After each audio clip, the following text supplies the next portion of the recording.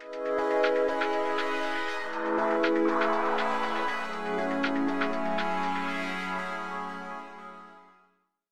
afternoon, everyone. Welcome to this in-booth briefing on the Colombian emerald industry with Andy Lucas. Andy is currently GIA Education's Manager of Field Gemology. Prior to Andy's career with GIA, he founded and operated an international wholesale and private client retail gemstone, jewelry, and antiquity business. This included manufacturing jewelry with custom-designed colored stones cut from rough purchased by the company. His GIA career started as an instructor and then moved to developing educational products. Andy now works as a field gemologist in GIA's Content Strategy Department, researching and documenting the entire mine-to-market gem and jewelry industry. He also writes articles, creates documentaries, and presents seminars for the global trade and public. Please join me in welcoming Andy Lucas. Thank you for coming. I know Las Vegas is very busy for everyone, so thank you for taking the time to join me. I'm going to talk a little bit today about our observations in Colombia when we went down for a field trip. We went for the Emerald Symposium almost about a year and a half ago. And I spoke at the Emerald Symposium, and from there we visited all the major mining areas and some cutting in Bogotá also to get an understanding of the changes in the industry that are going on. It's one of my favorite shots of the trip. This was at the Rio Otoko, and this is a husband and wife couple. And the company MTC had taken some of the ore that they mined and put it out by the Rio Otoko, and they had gone through the ore and they found this emerald that was quite a valuable find for them. And I really just love the expression on their face, and you can see all the black area on their arms and up around their faces. That's from the black shale that they go through to find the emeralds. So this is basically our trip. Encompassed a couple of objectives. One was to collect samples for the laboratory for our country of origin determination. Therefore, we go down into the mines. My colleague Jonathan from the lab, we went down to the mines, actually mined some of the samples ourselves, and then bought some directly from the miners. Also in the mine markets, we looked at thousands and thousands of emeralds. My colleague Jonathan from the lab again, and our Colombian guide Darwin, who a lot of times on these field trips you become very close friends, and became a close friend of mine, very knowledgeable man, and took us to all the mining areas in Colombia for us to visit. There you can see some of the samples that we obtained to study the inclusion, study the chemistry, the spectroscopy. These were all from Coscuez, from some of the mines in the Coscuez area. And besides that, my role a bit more was to do interviews and research to find out information about the mining, the production, the people, like this gentleman, his son that's with him. So we actually got viewpoints from the generation that's been around. This man's been involved for over 40 years in the emerald industry there. And then the new generation, his son, and the differences of how they're doing business and how the new generation is looking at the Colombian industry and where they want to take it. During the symposium in Bogotá, some of the things that came out are the changes that the Colombian government wants to make in the mining. And they had 5 pillars they were very serious about. The first one being information. They want to do a census of the mines in Colombia. They want to understand more where the mines are, what type of production is coming out, as an initiative to bring the mining into more of a formal system. At that time, and probably around now, they estimated about 63% of all mining in Colombia was informal, was not completely regulated. So they wanted to get all the information they could about mining in Colombia as a first step to bringing it into a formal and more regulated system. Then they also wanted legal security, and what they meant by this term is they wanted to apply guidelines, laws, rules, regulations, and technology for mining operations that are small, medium, and large. So they didn't want to try and impose the same type of regulations and laws for a large-scale industrial mineral operation on an emerald operation, a small-scale colored stone operation, or relatively small scale. From there, they were looking at the infrastructure, the roads to the mines, how easy it is to access the mines, and how safe and easy it is to transport material from the mines. All just looking at for the future to develop the industry and to develop a legitimate trust between the local communities, the employees, the mining operations, and the government. Build this trust so they have information flowing both ways. Another aspect is what they called competitive conditions.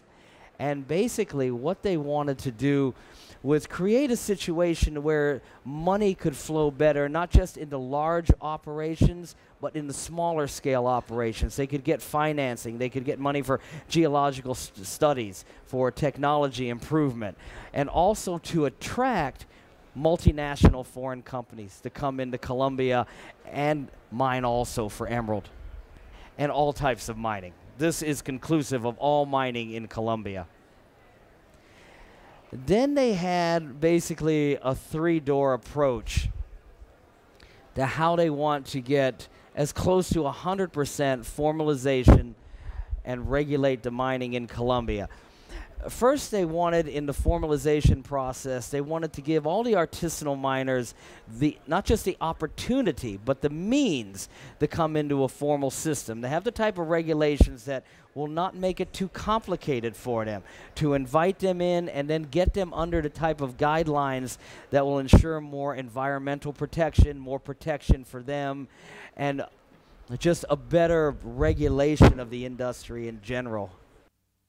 Once that opportunity is given, then if an area is just environmentally or they feel for some reason not sound for mining, they want what they call reconversion. They want to try to bring those communities other opportunities, other industries to make a living. If mining is just not in the best interest of all parties, if the government feels that. The next situation would be police action. Then they would enforce the laws once these other opportunities have been given. Okay. So you can see the basic mining areas in Colombia. You have basically an eastern emerald belt and a western emerald belt. Eastern emerald belt, you have Chivor, Gachala. Then in the western, you have Muzo, Coscuez, Lapida, Maripi, and some of these famous mines. We travel to all these locations. Start out with the famous location of Muzo, everyone is very familiar with. The town is just beautiful in the Andes Mountains, lush green all around it. We use that as a base for a lot of our travel to different areas in that western emerald belt. And there you can see some of the mining that was around the Muzo area and along the Rio Otoko. Some of that mining was working open pit operations that had existed before. Now there's hardly any open pit mining going on for emerald in Colombia. It's tunnel mining. But there used to be large open pit operations, and they would use high pressure hoses, picks, various tools like that to keep mining the walls of the prior open pit operation, take it down to the river for washing. We only saw one semi-mechanized operation working these former open pit operations. It was just one excavator. The rest of them were with the water hose and all with hand tools. And here you can see along the Rio Otoko, this was when Minería Texas Colombia would bring some of their ore out for the local people to wash. And here you can see at the river, what looks like complete chaos is actually quite well organized. You would have, the trucks would dump the material, and you would have certain parties gathering it up. Then you would have some of the, and you can see them up here at the top, really getting in there, gathering up the ore. Then you would see some of the stronger members of the teams that work together carrying bags of ore to where it be washed. And then you can see simple nets being used to wash the ore and retrieve the emeralds. So very, very simple techniques, but a lot of people working this type of area using these kinds of methods. And here you can see someone that, like that husband and wife couple, that team had found some emeralds. Usually it's family members or neighbors or teams like that that were working together. And then we have a video with a little bit of Colombian music also to show you some of the workings that these people were doing at the Rio Otoko. Emeralds have been mined along the banks of the Rio Otoko in Muzo for centuries. Small-scale operations mine the sides of the river, especially where prior open pit operations existed.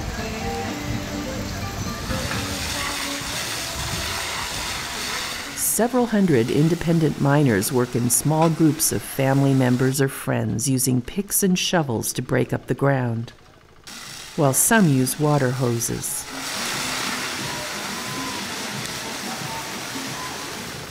This group has an excavator.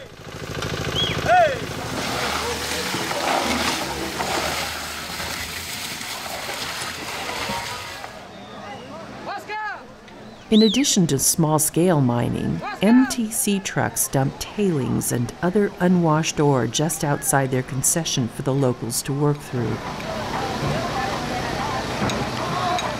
Usually working together in small groups, they scoop the ore into bags to take down to the river for washing in net-like screens.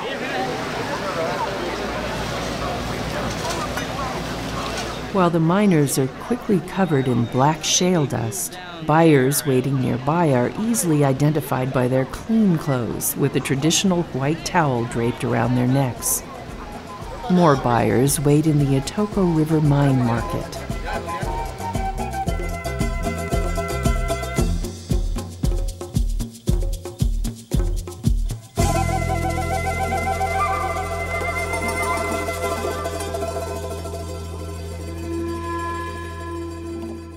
When we visited the Minería Texas Colombia, the MTC operation, it was really quite interesting. We had a long discussion with the mine manager, an amazing gentleman. He had come from Mexico, and this is part of what you see in some of these mining areas, foreign expertise coming in, and he had come from the gold mining industry. He had a completely different background, and he brought new types of mining methodology, mining technology, but he worked extremely well with the local miners with their experience, because he realized, unlike gold and many other types of mining with colored stones, you can't figure out so well how much ore you're going to move and how much return you're going to have.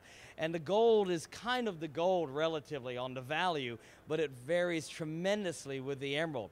So it was blending these methodologies and these technologies together, working famous areas like the Puerto Arturo mine in Muzo. It was very fascinating to see how this would work together, and to get his philosophy on emerald mining, it was very interesting. He said that with his brain, he might not make the choice to do it, but with his heart, he found he loves it.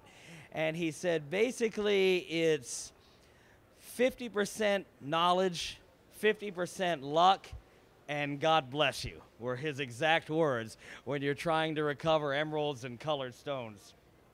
And I think a lot of the industry does not realize how difficult it is. These are some of the mine markets in the Muzo area. This is the town of Muzo itself, and this is the market right along the Rio Otoko, where I had that picture of the husband and wife. So you would have primarily domestic buyers here that would buy in the market in Muzo and at the river market. You'd had some foreign buyers, but mainly domestic buyers that would then take the material to Bogotá. And the miners, part of how they would get paid was they would be able to take a percentage of the production. So the miners that worked for companies, besides independent miners, ones that worked for companies would have some goods for sale, because if a pocket was found, some of the mine owners would then give them a percentage of the production, and they would be able to sell it on the market like this. And here you can see some of the tunnels in the Muzo Marapi areas right next to Muzo, and this is classic how the tunnels look. Some are wider, some are narrower, but basically they're tunneling through this black shale to find the indications of emeralds, some of the calcite veins, other indicators. Then they will blast through it, and then they will retrieve the emeralds by hand and take them out by cart. And a lot of the washing operations were very simple, like the people by the river, just a net, washing that black shale to find the emeralds.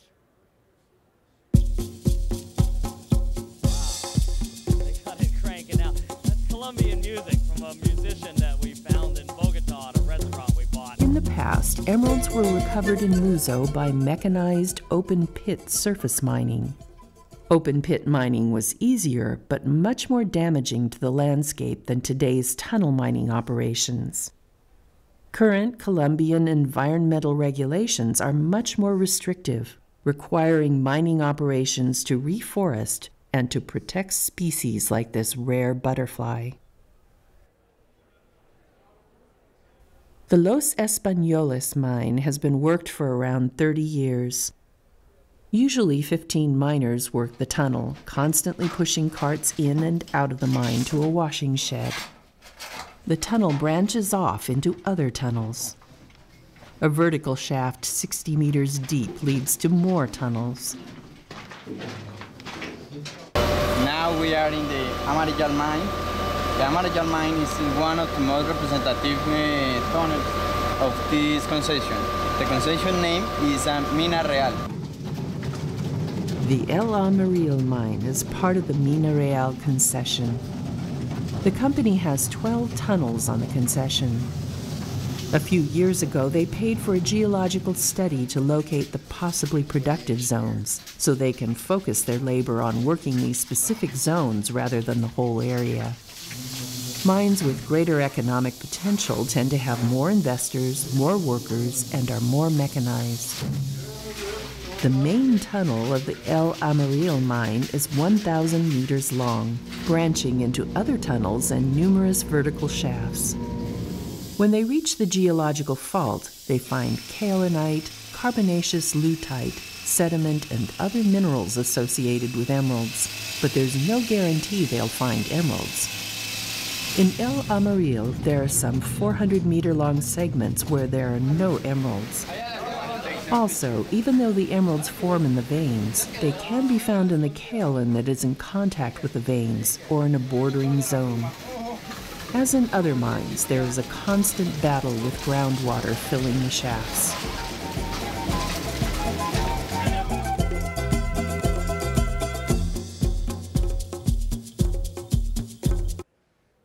Many of these tunnels have a similar operation. This is at La Pita. La Pita had extensive tunnels. A lot of these tunnels went over 1,000 meters in, and then you would have various levels. You might go down 60 meters, 50 meters around that area. So the tunnel system is quite extensive in these areas.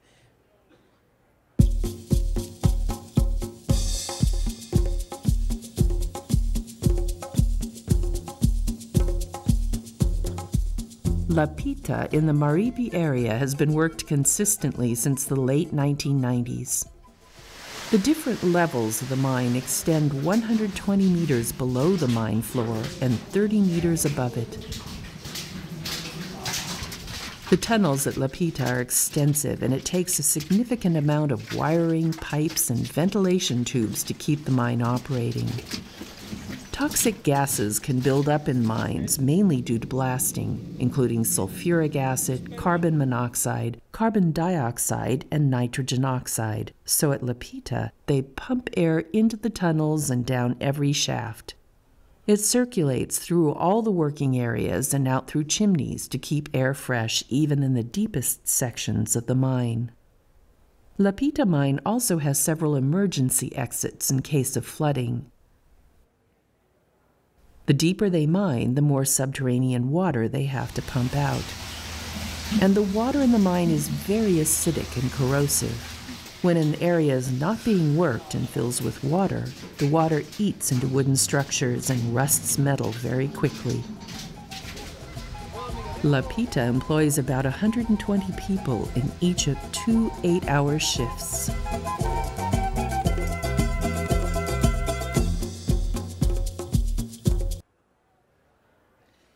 This is in Coscuez. This is the La Paz Tunnel. This was over 1,600 meters we walked in until we reached a productive zone that they were working. And this man had just come out of the tunnel, so you could see that black shale. The drilling in it, the air is very, very humid, very moist, almost liquid in there. And so the black shale combines with that, and it just kind of sticks all over you. Have to wear respirators a lot. It's very, very, very hard work. And again, some of the, you might say, profit sharing. This little area was a gate right by the La Paz Tunnel, and you can see the buyers from Bogotá with their scarves right outside, and you can see some of the miners bringing them goods and offering them for purchase. And there was, besides the wages that he got, that was his percentage of the take for the day that he was offering for sale. It's another mine in the Coscuez area.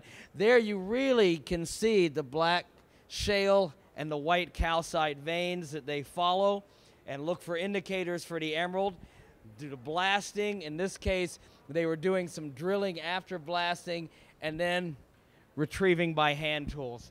Same scenario throughout the tunnels in Colombia. And this is the market in Coscuez, again, another miner's market. So you had some independent miners, but at this one you had a lot of miners that were there that worked for mines in Coscuez, and they had their production of the profit sharing, and they were there to sell it. Beautiful background. The La Paz Tunnel is just on the other side of the mountain.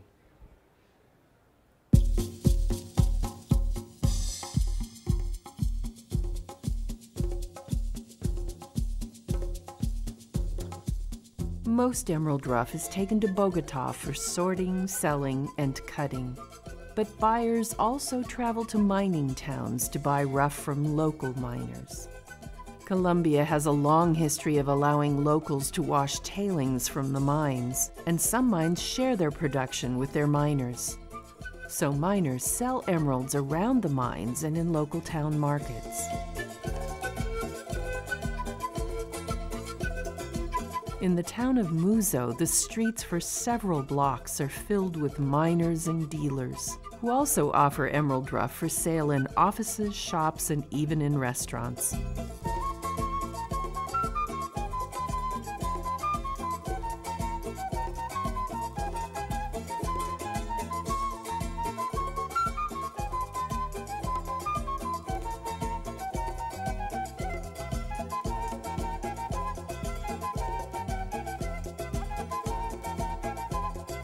Market areas are smaller in smaller towns or near less productive mines, but they are just as vital.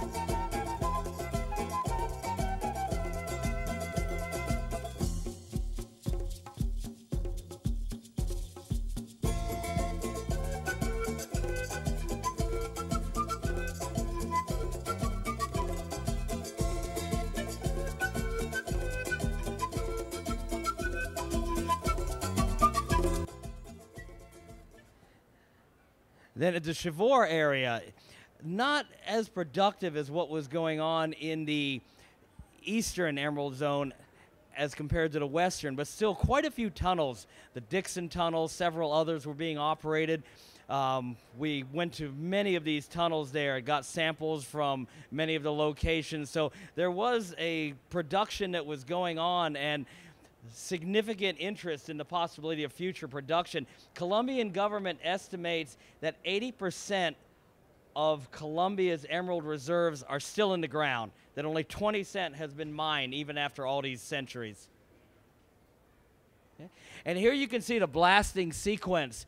First drilling into an area that they want to get through to reach a productive zone. Then they're going to first determine how far they want to drill into, how far they want to blast. This is experience a lot and gut feelings. Cut the explosives, wrap the detonator around it, push it into the drill hole, light a master fuse, light all of them, and then you go back to a safe distance, wait for the explosion, come back, move the rubble, and hopefully you didn't blast into a production zone and destroy a lot of valuable emerald crystals. But there's no way to economically mine the emeralds without blasting to move forward into a production zone. So the people that judge this have a great deal of experience. They have a lot of responsibility on their shoulders if the mine's going to be economically viable or not. Along with Darwin, that was our driver, Miguel. He also was a miner and knew the area like the back of his hand. And I just love the green emerald and the background in the Chivor area. as in many of the areas, the lush green everywhere. It's just amazing. One of the most beautiful areas I've ever been to. This is in Gashala. This gentleman has been mining for over 50 years. He's been mining emerald. You can see the backdrop. Less of a productive area, I would say. Maybe not near as well known as some of the others, but I did run into a Chinese buyer there I met at the symposium who was buying right at the mine. So getting some access. Here you can see some of the tunnels are a bit more hiking to get to, not as well developed on the access, smaller tunnels. This is interesting. Water is the thing in all these tunnels. You run into the water. We had 4 cameras. All 4 of them were down by the end of the trip. And all were professional cameras. Had a lot of difficulty. If you'll notice this brace, you see this a lot. From the weight of the rocks, from the saturation of water, it pulls down on these braces and cracks them, and then they'll have to put additional braces there to get the support. Now, we saw this one is in Gashala, but it was also in many of the tunnels that we saw. We went to Bogotá. The street market was very vibrant. You had a lot of dealers out on the street that had brought the goods from the mining areas, were selling it, a lot of it to other local dealers, but also to foreign buyers. And then the cutting. A lot of the high quality, better quality, larger stones are cut in Colombia. They have emerald cutters that are highly skilled, highly knowledgeable on how to cut the rough, get the best appearance, get the best weight. We happened to show up at an office. This particular stone, you're seeing pieces of a 700 carat piece of rough that just happened to be there, and they sawed it, preformed it, and then were faceting it. Got quite a few pieces out of it. A lot of skill involved, and that was in the Emerald Building in Bogotá. So this is a little bit of a recap on what the government is trying to do. And they're trying to sum it all up. They're trying to formalize the system. They're trying to understand mining in general in Colombia. Where is it taking place? What's being mined? How much is produced? Formalize it, regulate it, get taxes off of it, but also try to provide as much help for geological studies, for technology, for infrastructure. Make a balance between the indigenous people that want the right to mines and the public traded companies or large companies that also is the future of the industry and need to be mining there and other places in the world. And really, I got the impression that it's quite an interesting balance there with, as I started, the tradition and modernization, and some of the younger generation that may come from several generations of miners in Colombia or traders in Colombia, and their viewpoints on how to brand the Colombian emerald and how to take the Colombian emerald to the international market, and what type of formalization and such needs to take place in this current world today to be able to do that. Okay. Thought I'd end with a shot of the Rio Otoko and this gentleman who was an independent miner along that river and had been working quite hard during that day we were out filming. I've gone a little bit over my time. I apologize. I'll be around if you have any questions. I'll be right in the booth. Please, I'd love to talk with you. Thank you. Again, thank you very much for taking your time to listen.